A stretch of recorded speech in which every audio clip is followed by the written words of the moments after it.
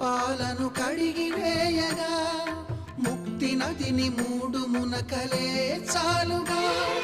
జలది వెనతలకు పోసె జనని గంగా భవాని ఆమె అండ మంచుకొండ వాడని సిగ పూదండ గంగోత్రి